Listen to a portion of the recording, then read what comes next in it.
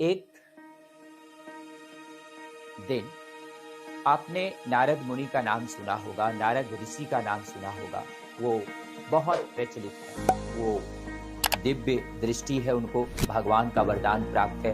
वो हर जगह पूरे ब्रह्मांड में विचरण करते रहते हैं। बहुत ज्ञानी है वो नारद ऋषि।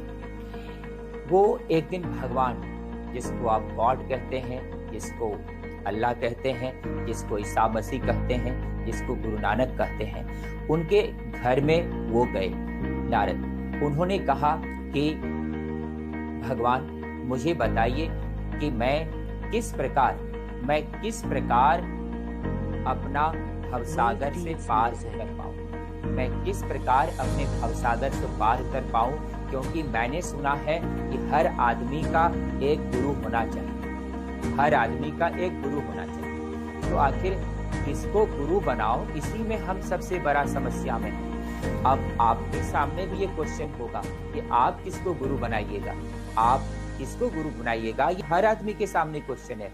मेरे सामने भी क्वेश्चन था, आपके सामने भी क्वेश्चन है, हर स्टूडेंट के सामने क्वेश्चन है। ऐसा ही क्वेश्चन नारद मुनि के पास भी था। नारद मुनि तो भगवान के घर पे सीधा चले जाते थे। हम लोग भगवान के पास नहीं जा सकते, तो देखिए वो भगवान के पास चले गए। भगवान के दरबार में जब वो पहुंचे तो उन्होंने कहा कि हम एक गुरु बनाना चाहते हैं। तो भगवान बोले कि आखिर गुरु बनाने की क्या आपको अभी जरूरत पड़ी है? तो कहा कि भगवान, हम बिना गुरु के भवसागर से पार नहीं उतर पाएंगे, और हम सभी ज्ञानी ऋषियों के द्वारा ये सुनते हैं। तो फिर कहा कि ठीक है, आप गुरु बना लीजिए। तो कहा कि ठीक है, बताइए गुरु किसको बनाएं, किसको हम गुरु बनाएं। तो किसको गुरु बनाएं, ये क्वेश्चन नारद ने भगवान से पूछा। विष्णु भगवान से उन्होंने एक क्वेश्चन पूछा। जब ये क्वेश्चन उन्होंने पूछा तो भगवान बोले कि देखिए, आप चले जाइए एक ऐसे स्थान पर, गंगा नदी जो पवित्र मानी जाती है, वहां पर जाकर के आप स्नान कीजिए। जब आप शुद्ध हो जाइएगा, पवित्र हो जाइएगा, गंगा नदी में स्नान करके जैसे बाहर निकलिएगा, तो फिर आपको जो आदमी मिलेगा वही आदमी आपका गुरु होगा। तो वो बाहर निकले। थोड़ा सा कहानी सुबह बताए थे, लेकिन बीच में रुक गया था, उसी को पूरा कर लें। देखिए, तो ये नारद मुनि जब बाहर निकले नहीं तो देखा उन्होंने एक मछुआरा था, और उसका पूरा शरीर मिट्टी से भरा हुआ था, और वो पूरा काला कलूटा था। उसका आधा कपड़ा पहना हुआ था, आधा ऐसे ही था।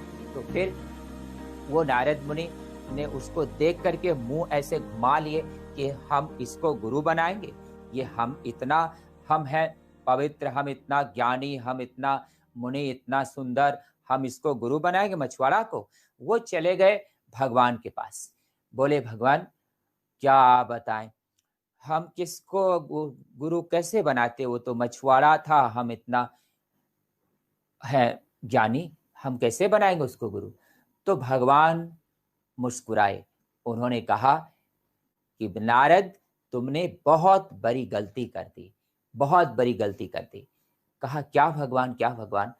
तो आज तुमने वो गलती कर दी जो कि इसका प्रायश्चित तुम्हें बहुत बहुत बरस भोगना पड़ेगा। तो फिर उन्होंने कहा कि तब बताइए, प्रायश्चित बताइए महाराज, प्रायश्चित बताइए, क्या प्रायश्चित होगा इसका? तो फिर भगवान बोले कि देखो, एक ही प्रायश्चित है तुम्हारा कि तुम उस गंगा नदी में फिर स्नान करने जाओ, और स्नान करने के बाद जैसे ही बाहर आओगे, जो भी तुम्हें मिलेगा वही तुम्हारा गुरु होगा। तो फिर नारद मुनि फिर भगवान के कथा कहने के अनुसार गंगा नदी में स्नान करने गए।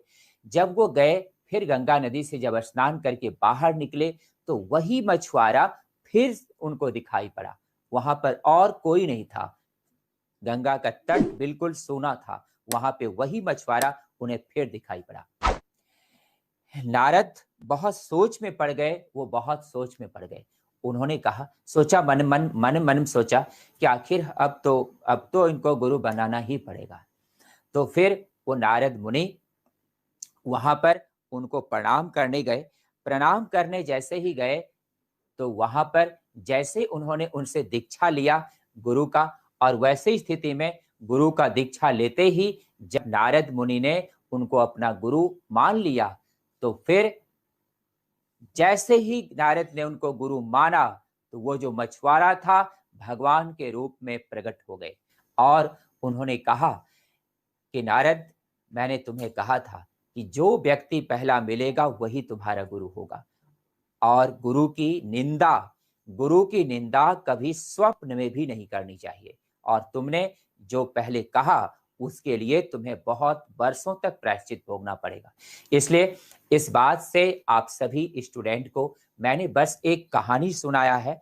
आप अपना जिसको आदर्श मानते हैं, जिसको भी आदर्श मानते हैं, जो आपको ज्ञान दिए हैं, जिसको जहां लगता है आपको कि वहां ज्ञान आपको हासिल हुआ है, हो रहा है, आप उसे एक आदर्श मानिए।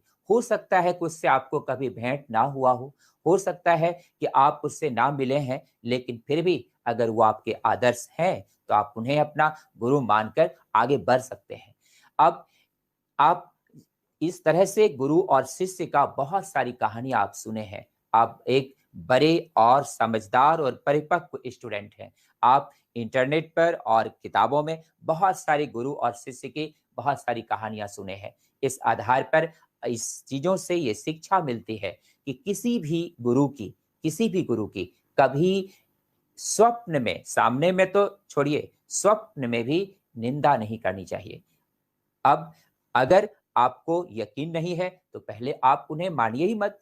आप और भी तो स्थान है दुनिया में, आप दूसरे को मानिए। लेकिन अगर आप मान लिए हैं तो फिर आपको उनकी निंदा नहीं करनी चाहिए, नहीं तो सारी विद्या नष्ट हो जाती है।